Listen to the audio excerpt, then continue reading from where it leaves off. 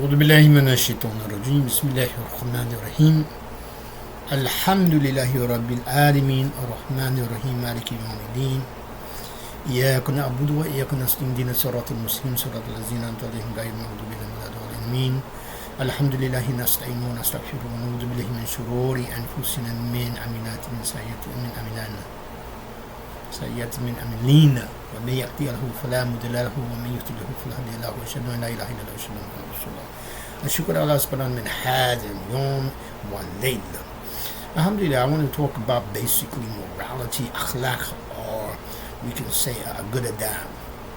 When it was asked the Prophet Muhammad sallallahu alaihi wasallam, why was he sent? He said to teach you good adab. It's very, very important because it doesn't matter how much Quran we know, it doesn't matter how much hadith we know, it doesn't matter how much fiqh we know, it doesn't matter how much ilm that we have obtained or we have learned if we are not putting it in practice.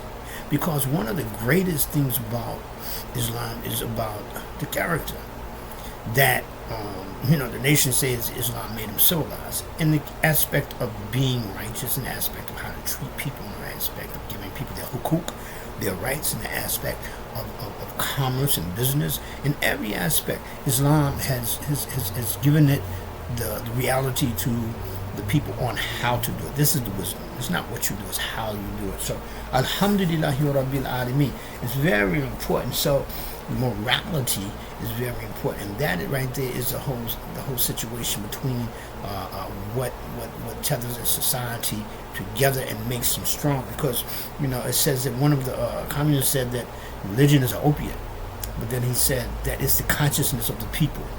It's an opiate because it keeps the people from being barbaric. It keeps it sets standards that because the Rasulullah sallallahu alaihi wasallam dunya sijin kufa. Dunya sijin mu'minin, that this world is a prison to the believers, was janatul kafa, and it is a paradise to unbelievers because they have no standards. They can do whatever they want. So as Muslims, we have to be able to show courtesy.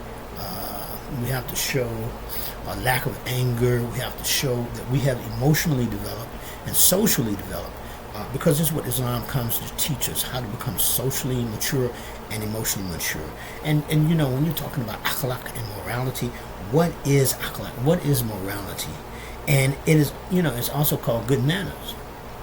Morality is also called good behavior. It's stated that the Prophet Muhammad sallallahu alaihi wasallam said that he was sent to the humanity to teach them good behavior, good morals, good ethics, and so ethics, principles, virtues, all of that in respect of our months, that we should not call a person out of their name, an evil nickname, especially after we become believers. We shouldn't call people stupid, or we shouldn't call people, negative names, because out of spite. And we may, but if we do, then we should apologize, number one, and inshallah we should make astaghfirullah, untawbah, and this is the correct thing to do. So it is not for us to be teaching people or treating people or cursing people or laughing and being sarcastic to people, because sarcasm is a slick way of getting off our anger or our dislike for a person. That's what sarcasm is. And sometimes it's about talking to a person, talking down to a person. Sarcasm is about talking down to a person, and it's also a means of not just talking down to a person, but it's also a means of showing resentment, disdain for a person. So we have to be very careful on those areas, because small things become big things. And what the shaitan does is that he takes a small sin and he blows it up and he magnifies it, and so it becomes bigger than what it really is, and that's usually what grows in it. And so we have to not make fun of people, and joke about people, especially after Islam, Allah subhanahu wa ta'ala has chosen us to be Muslim. Especially after Allah subhanahu wa ta'ala has chosen us to be Muslim. So it's very, very important that we stay on point, even The Prophet Muhammad Sallallahu Alaihi Wasallam, even when he laughed, he didn't laugh that loud. He didn't laugh out of season. He didn't laugh at people's unfortunate situations. His laugh was reflective. His laugh was discreet, and he wasn't about putting people down and saying, he was about raising the people up. The Prophet Muhammad Sallallahu Alaihi Wasallam, was always obeying the orders of Allah Subhanahu wa Ta'ala, and so it's very, very important that we understand that, and we try to do the best that we can as far as we can complain. We complain about we make the salat. We didn't get into the rituals. We make the salat 5 times a day. We fast in the month of Ramadan. We make it, we do these rituals. But what is the purpose? What is the sabab of these rituals? Number one,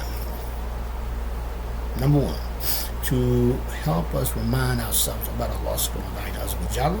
That's the first thing. And to bring us closer to Allah subhanahu wa ta'ala, bring us closer to Allah subhanahu wa ta'ala. That's the second and first. That's the first thing. The second thing is that, inshallah, it is to cultivate in us this taqwa, this God consciousness, of a higher thought pattern. That not only that we're on a different frequency daily, but we're on a different frequency when we deal with other people and how we deal with these people. So, and we complain. We can complain, but is the complaint valid? Because somebody telling you to be righteous, is the complaint valid? Or you get mad, you get angry? Is your complaint valid? So that's one of the things. Is the complaint righteous? So, alhamdulillah, we have to speak to each other with respect, and we have to be realistic and can't be selfish.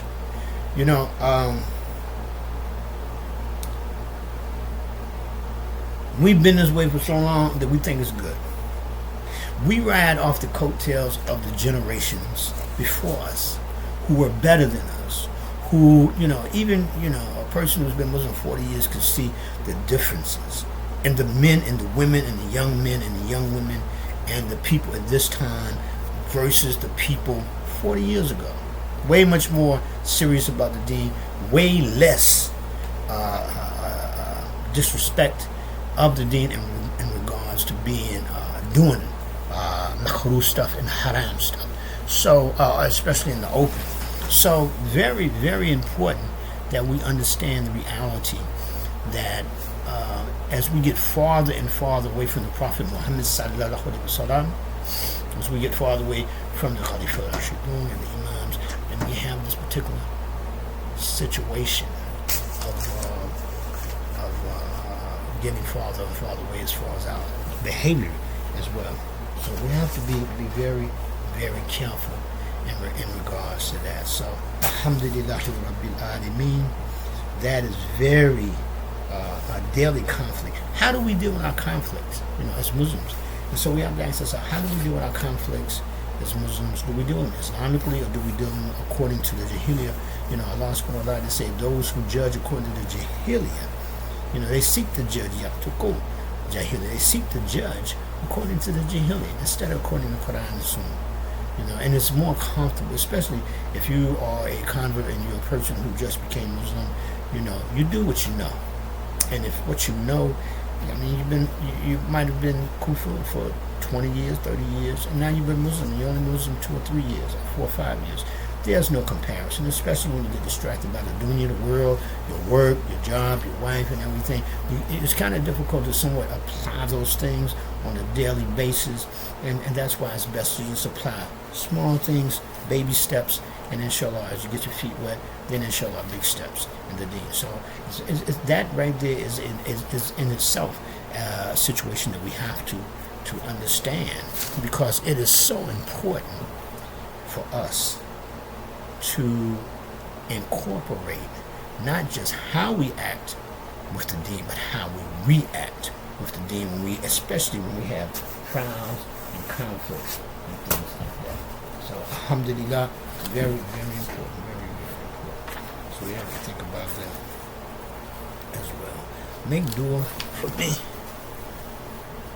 Make dua. Make dua for other brothers as well. Alhamdulillah. That mosquito is killing me, and so I apologize, people. But at the end of the day, The difference is that we have to try to stay on point by the grace of Allah. Alhamdulillah. Forgive me. Alhamdulillah. Assalamu alaikum warahmatullahi wabarakatuh.